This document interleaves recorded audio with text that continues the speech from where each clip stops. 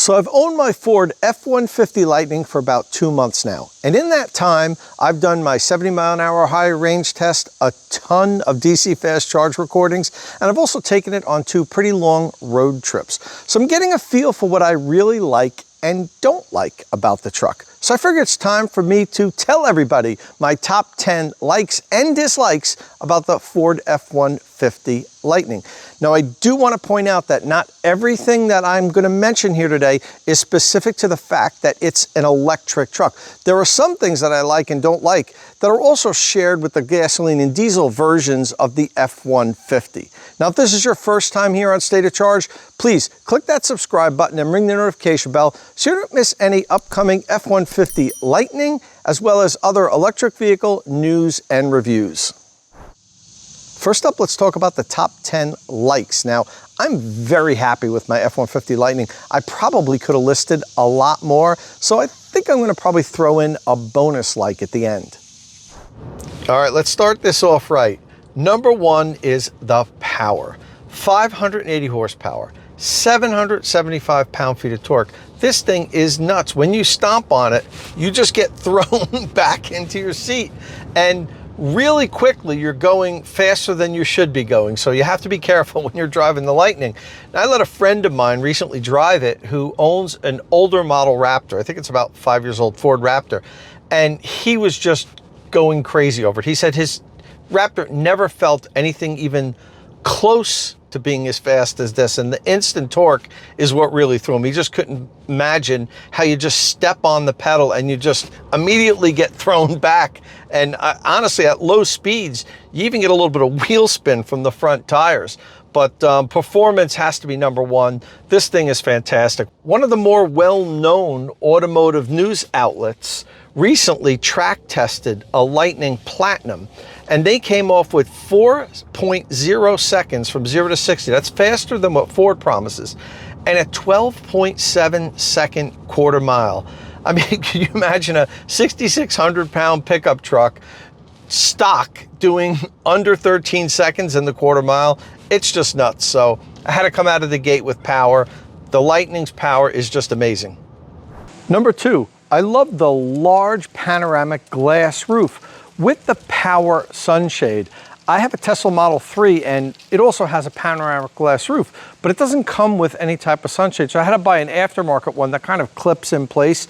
I love it when the big panoramic roofs have automatic sunscreens, so you can just press a button and close it up if it's getting too hot in the cabin. Number 3 is how smooth it drives. The Lightning drives incredibly smoothly. The independent front and rear suspension really work. Now, it does float a little bit, so it doesn't handle, say, as well as like a Rivian R1T does, which I've driven quite a few times. It handles more like a sports car than a pickup truck, the R1T. The Lightning doesn't handle like that. It kind of floats along the road, but I like that. It's a smooth, comfortable driving experience, and I think Ford nailed it with that. And number 4 is how quiet the cabin is. The Lightning is extremely quiet on the inside, even at highway speeds. Now, once you get up over 70, 75 miles an hour, you're starting to get some more wind noise, but at lower speeds, it is so quiet and peaceful in here. And I've owned many EVs in my life, and I currently also own a Tesla Model 3, and my wife recently commented how quiet the Lightning was. She's been in all the electric vehicles we've owned, and she said she thinks it's the quietest one we've ever had. And number 5 might be a surprise for a lot of people, but I'm going with the efficiency of the Lightning. Now, I've driven it about 2,800 miles so far, the equivalent of about 2 months of driving for me, and I'm averaging 2.4 miles per kilowatt hour. And recently, in the last almost 800 miles that I've driven, I've averaged 2.6 miles per kilowatt hour because I haven't done a lot of highway driving recently. I really expected my overall average for the truck to be close to 2 miles per kilowatt hour. I've road tested a lot of electric vehicles, pretty much every one that's been made so far, and some of them haven't averaged much better than 2.4, 2.5 miles per kilowatt hour driving around town, running errands, combined highway and city use like this truck has done. So I'm actually really impressed with its efficiency so far. And for number 6, since we're talking about efficiency, I'm going to go with the Lightning's brake coach. The Lightning has a regenerative braking coach that tells you the percentage of your stopping that was done through regen as opposed to using the friction brakes. So while I might understand regenerative braking because I've been driving EVs so long, I think people that are new to EVs are really going to appreciate this because it really lets you know how to be most efficient when you stop and how to recuperate as much energy you can without using the friction brakes. And for number 7, I'm going to say that I love the power liftgate with the step and grab bar. I can operate it either with my key fob, I can press a button on the tailgate, or I can open it and close it from inside the cab. It's really convenient. Now I know this comes on other versions of the F-150, but to me this is a game changer because I've never had that convenience to open and close the tailgate like that. And on a full-size pickup truck list, the tailgate's pretty heavy and I'm not getting any younger, so I appreciate that it opens and closes for me. And number 8 is the Mega Power Frunk. I knew I was going to be using this a lot, but I had no idea how much I was going to be using it. I use it all the time, and it's such a great resource for contractors. They could store their tools up front. They don't have to worry about them getting broken into. They don't have to put a lockbox in the back of their bed and then climb in to get the tools in and out. This is such a convenient location. It's got the 4 power outlets, a USB and USB-C outlet inside there, so you can actually use it as a little workspace on a job site. The Mega Power Frunk is awesome, and I also love that it has a low loading height. The Rivian R1T has a nice big frunk also, but you've got to lift all your stuff up over the front to get it in. With the F-150 Lightning, this loading height is lower than my waist, so it really is convenient to put stuff in and out. You don't have to really get it up over that hump and then try to pull it out if it's heavy. The loading is really easy with the Lightning, and I mean, they just nailed it with the frunk. It's perfect as it is. Mega Power Frunk for the win. And for number 9, I'm going to say Ford Pro Power Onboard. There are outlets all over this truck. In the front seat, in the back seat, in the frunk, in the bed. Everywhere you look, there's power outlets, and it can offload up to 9.6 kilowatt of power. That's 40 amps. It has one 240 volt outlet, the rest are 120 volt, but you can power an entire job site with this if you needed to. You can also charge an electric car because Ford includes the adapter that you need to plug in an NEMA 1450 outlet into the back of the vehicle. You need an adapter to plug into the outlet, then the 1450 plugs into it. Then you could plug in Ford's mobile charger that comes with the Lightning, and you could charge any electric vehicle you want. Ford even included a Tesla adapter with all of the Lightnings. That's a total troll move. It's totally unnecessary because every Tesla comes with that J1772 adapter. So Tesla cars that were, let's say, stranded would already have it in the vehicle. It was a total troll move on Ford's part, but I love it. Nothing like some fun gamesmanship between competitors. And for number 10, I'm going to go with the rear seating, room and comfort. There is so much room back here. It's crazy. I mean, I'm only 5'8", I'm not really tall, but look at this room that I have between my legs and even my head. There's so much room, it's crazy back here. I've had 3 adults back here on a number of occasions and they can't believe how comfortable and spacious it is. And I know, again, that's something that's not specific to the Lightning, but still, this is a great place to spend a road trip. And for my bonus like, I'm going to go with Ford's Intelligent Backup Power System. Now, I don't have it installed yet, so I really couldn't include it in my likes because I haven't used it. It seems really great on paper, but until we actually use it, I can't really say how much I like it. The good news is I have received the system. I have it in boxes here. I've pulled permits. I'm going to start installing it in about 2 weeks, and we're going to document all that on videos, which you'll be able to watch here on State of Charge.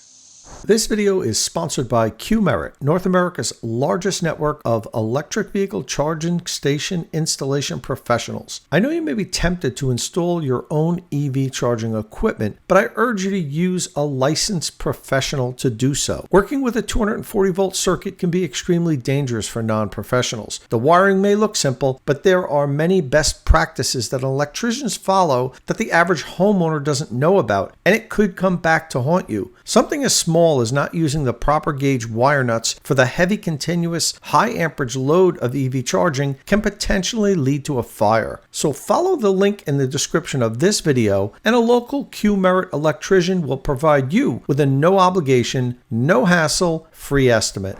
Okay, so next up, let's talk about my top 10 dislikes. Now, mind you, many of these are just kind of minor annoyances, not serious problems, but still, there's things that Ford could definitely improve on the Lightning. And since I added a bonus like, I'll throw in a bonus dislike at the end also. All right, so number one on the dislikes, I'm going to start off with something that's kind of minor, but I don't love it, so I want to mention it. I like the light bar across the front of the Lightning, but I don't like this opaque white kind of milky plastic look. So I think I'm actually going to try to wrap it with plastic film, almost like an auto tint, to see if it looks better. I'm going to make sure light will still shine through, but I just want to tone it down a little bit. I also noticed on the lighter colored Lightnings, I don't mind it as much, but on the darker colored vehicles like this black one here, it contrasts too much and I just don't like the opaqueness of it. So I'm going to play around with that and see if I can improve it. My second dislike is that there's not always a numeric display of the current state of charge on the driver's display screen. Now you can get it if you set the driver's display to the calm screen, but that's the only screen where it's showed in a numeric value. Now I will note that if you have hands-free Blue Cruise on, it does show the state of charge below the Blue Cruise icon, but that's the only time you can get it on the driver's display. Now you can always find it in the center console in the charge settings. It shows the current state of charge, but I really like to have the state of charge always displayed on the driver's display. And that's something that I actually spoke with Ford's Darren Palmer about recently and asked him if he could add it, and he's gonna look into it for me. But in addition to that, I also wish that they had the state of charge upon arrival, or at least the estimated state of charge upon arrival when you use the navigation screen. Tesla has that in their infotainment system, in their nav system, and it works really well. You can set your destination, you're like, okay, I'm gonna arrive, I'm gonna have about 14% state of charge, and it's relatively accurate. I know Ford has talked a lot about the accuracy of their range estimator, so if it's that accurate, give it to us in the navigation system. When we plug in a destination, show us what our arriving state of charge is going to be, and I think that'll give people confidence to go on longer trips.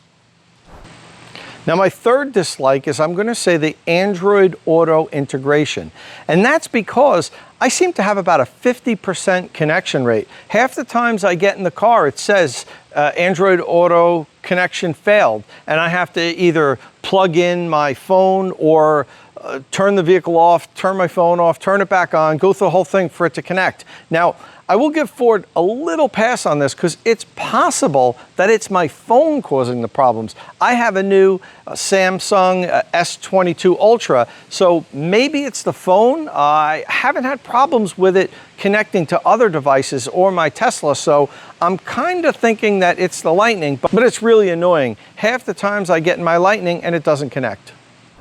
For my fourth dislike, I'm going to go with the one-pedal driving integration. Now, with the Lightning, you can set it to have one-pedal driving. It's a very aggressive regenerative braking where it slows you down really quickly and brings you to a stop and holds the vehicle without you touching the friction brake pedal at all. It actually works pretty well. But what I'm complaining about is the transition between acceleration and one-pedal driving. I think it could be made smoother. It's kind of clunky when you're in the middle between it regenerative braking and you accelerating. When you let off the accelerator for a second and then press the accelerator again, the vehicle almost seems like it's confused. It doesn't know what to do. I think Ford could massage the software a little bit better and make that transition between regenerative braking and accelerating back and forth a little bit smoother. Number 5 on my dislikes is the driver's sun visor. No matter how I position it, it has an opening that the sun can shine through on. Now I can take it and push it all the way to the left side so it's blocking the mirror and kind of have it angled so it closes that gap, but then it's in my line of vision and it bothers me. I think that this is a big fail, and it should be easy enough to make a sun visor that blocks all of the sun and there's no holes. It's really annoying me now on the Lightning. So for number 6, I'm going to talk about something that I've heard a lot of other people talk about also. Now, we mentioned how the Lightning is so powerful. 580 horsepower, 775 pound-feet of torque. It's really a great performer, and we love that. And it does have 2 motors. There's an electric motor in the front, electric motor in the rear, and they share the work just about evenly. What we have noticed is when you really stomp on it, you give it full acceleration, either from a standstill or let's say you're driving up to maybe 15 or 20 miles an hour. That front motor really grabs, the front tires grab, and it almost feels like torque steer.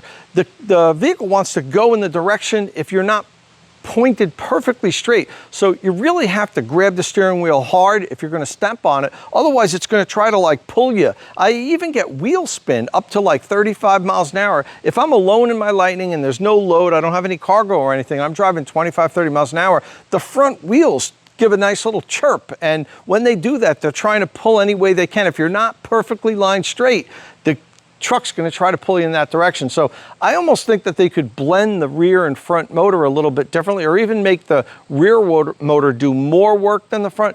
I'm not an engineer. I don't know how to fix it, but I do know that it's a little annoying and I think it can be improved. So for number 7, we're going to go inside the car, and I'm going to complain about the wireless phone charging pad. It's in this really small compartment that has a sliding lid, and I can't get my hand in there to place the phone in there or even get it in to pull it out. It's really too small. It should be redesigned. I'd prefer if it was a little tray there, like a depressed tray, rather than something that has this lid, and maybe not have it so deep so you could kind of just drop your phone in and then pick it up. The way it is now, it's very cumbersome for me to get my phone in and out of there. So I've been just using the USB-C port and plugging my phone in rather than using the wireless pad, because it's such a pain to get it in and out.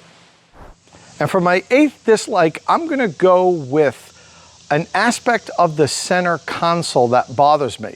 But let me start off by saying I really like the center console. The armrest is comfortable. I love how the shifter tucks in nice and neatly into the center console, and then you can lift the armrest up and it makes a big workspace or a table for your fast food. I really like that. But what I don't like is when I open the center console, the spring that should be holding the armrest up is super weak. First of all, it barely lifts it open. And if I'm driving and I'm trying to get something out of there, it's really awkward for me. I have to kind of lift it up and hold it with my arm and pop it. It doesn't want to stay up. You've got to take it and lift it all the way up to get it to stay in place. I wish that spring was a little bit stronger so it would lift the armrest up and hold it in place so you can get stuff out of it without having to jockey for position with your elbow to hold the thing up. And number 9 on my dislike list is that the Ford F-150 Lightning only comes in this configuration. That's the Super Crew Cab with the 5.5-foot bed. I know the 5.5-foot bed is a non-starter for a lot of people, especially people in the trades, so it really limits the amount of people that could use the Lightning. Now, I know that Ford understood that they were going to have a limited supply in the beginning, and they probably figured, you know what, just make it this one way because we're going to sell every single one that we can make. And they're right in that figuring. They really don't need to make other configurations because they can't make enough of these as it is. But in the future, they need to have different configurations. They need a longer bed. They need to be able to have every type of use case for the workman out there, because this truck is fantastic for workers. This is great for small businesses. It's going to save people a ton of money. The functionality of Pro Power on board, the low operating cost, it's a fantastic truck for businesses, but in its current configuration, it's not going to work for a lot of use cases. I know Ford knows that, but I had to put this in there because this setup doesn't work for a lot of work environments. And finally, the last dislike, number 10, is availability. I know it's not the truck's fault, but it's such a shame that anybody who wants a Lightning can't just order one and get one. Now, Ford took in over 200,000 reservations in a few months when they opened up the reservations last year, so they stopped taking orders. So if you don't already have a reservation for a Lightning, you can't get one unless you want to pay tens of thousands of dollars over dealer invoice for the few vehicles that some dealers have, or buy one used from someone. I had somebody on the street a week after I got this offered me $110,000 for it. Now I paid $80,000. And in a week, I could have made a $30,000 profit. And he actually followed that up when I told him no with, okay, just humor me, name your price. And this guy was serious, but I just think it's a shame that we have such a great truck. It's a transformational vehicle. This pickup truck is going to change people's minds. It's kind of like the Model S when it first came out in 2012, how it just proved that electric vehicles can be fun, exciting, they can go far, they can go fast, they can charge quickly. What the Model S did to cars, the F-150 Lightning is doing now to pickup trucks, and I see it firsthand. I have a lot of friends that are pickup truck owners, and quite honestly, they didn't believe me when I told them how good this was going to be. But now that they've all had a chance to drive it, nearly every one of them said, like, I'd buy this in a second if I could. And it's just a shame that we can't fill that demand. Now, this isn't part of the whole global parts supply and supply chain problems. This was going to happen anyway. Ford underestimated how quickly we were going to transition to electric vehicles, and they underestimated the demand for the Lightning. So, you know, a couple of years ago, they didn't order enough batteries and all the components needed to put the Lightning really where it should be, front and center with the brand. They realize that now, and they're scaling up. It's just unfortunate that not everybody that wants one and can afford one can get one at this point. Now, Ford is scaling up, and they said by the end of 2023, they'll be at a run rate of about 150,000 Lightning a year. But quite honestly, that's not even enough. They should be at 150,000 now, and by the end of next year, 300,000 or 400,000. They'd be able to sell that many if they could make that many. Hopefully they get it together, open up some more battery plants, build some more factories, and get this thing moving, because the F-150 Lightning is an amazing electric vehicle, and I think almost everybody that gets one is going to agree with me. And now for my bonus dislike. I'm not really happy with the information Ford gives you about charging. Now, when the vehicle is charging, you don't get information like the amount of kilowatt that the vehicle's taking in, the amount of kilowatt hour that it has accepted during that charging session.